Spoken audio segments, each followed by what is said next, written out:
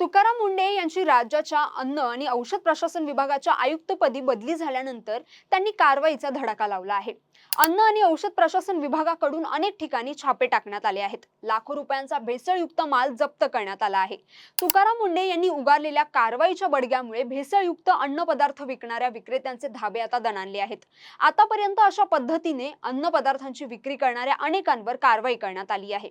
आता महाराष्ट्रातील विविध जिल्ह्यांमध्ये सध्या अन्न औषध प्रशासन विभाग आणि त्यांचे प्रमुख तुकाराम मुंढे यांच्या कार्यशैलीची जोरदार चर्चा सुरू असताना त्यांच्या या लोकप्रियतेचा गैरफायदा घेण्याचे प्रकारही उजेडात येत आहेत।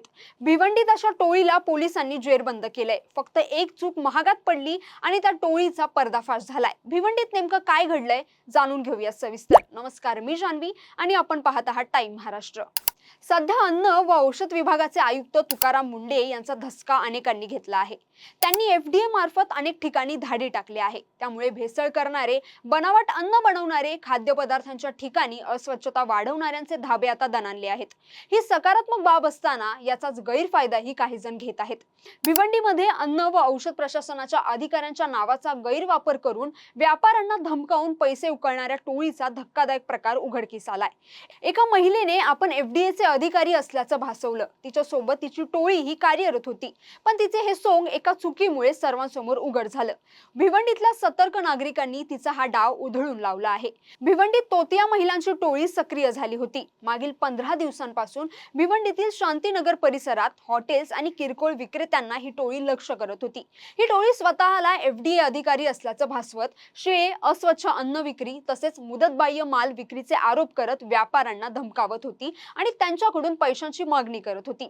भिवंडीतील शांतीनगर सागर प्लाझा हॉटेल परिसरातील एक घाऊक दुकानात 3 महिला व 1 पुरुष आले। त्यांनी आपण एफडीए चे अधिकारी असल्याचं सांगितलं। शिवाय तुम्ही शिळे आणि घाणेरडे अन्न पदार्थ विक्री करत आहात असं तेथील नागरिकांना, दुकानदारांना सांगितलं।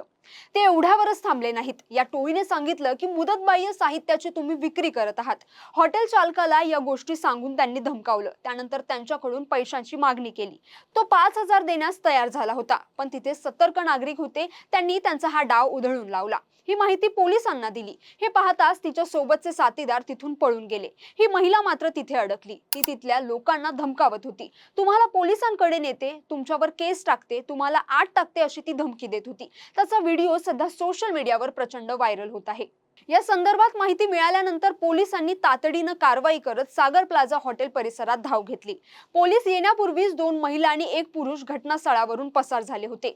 तरीही शांताबाई दशरथ राजपूत या महिलेला नागरिकांच्या सतर्कतेमुळे पकडण्यात यश आलंय।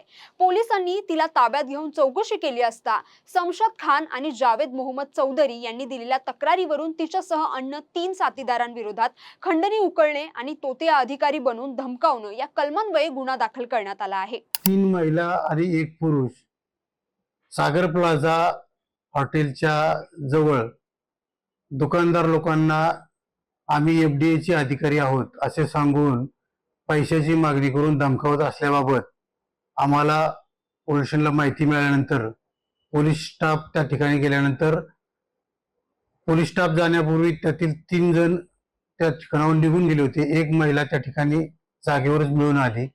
त्या महिलेला व तक्रारदार यांना पोलीस स्टेशनला घेऊन आल्यानंतर असा प्रकार समजला की या महिला आणि त्यांच्यासोबतचा पुरुष हे मागील जवळपास 15 दिवसापासून भिवंडी शहरामध्ये येऊन अशा प्रकारचे धमकावण्याचे प्रकार करून पैसे उकळत होते।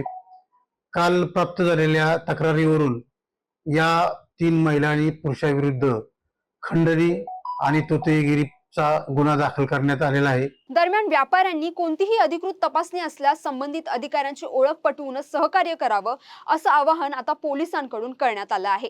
तर तुम्हाला या सगळ्या प्रकरणाबद्दल काय वाटतं? तुमचं मत आम्हाला नक्की कमेंट करून कळवा आणि हा व्हिडिओ आवडला असेल तर लाईक करा, शेअर करा आणि चॅनलला सबस्क्राईब करायला विसरू नका। धन्यवाद।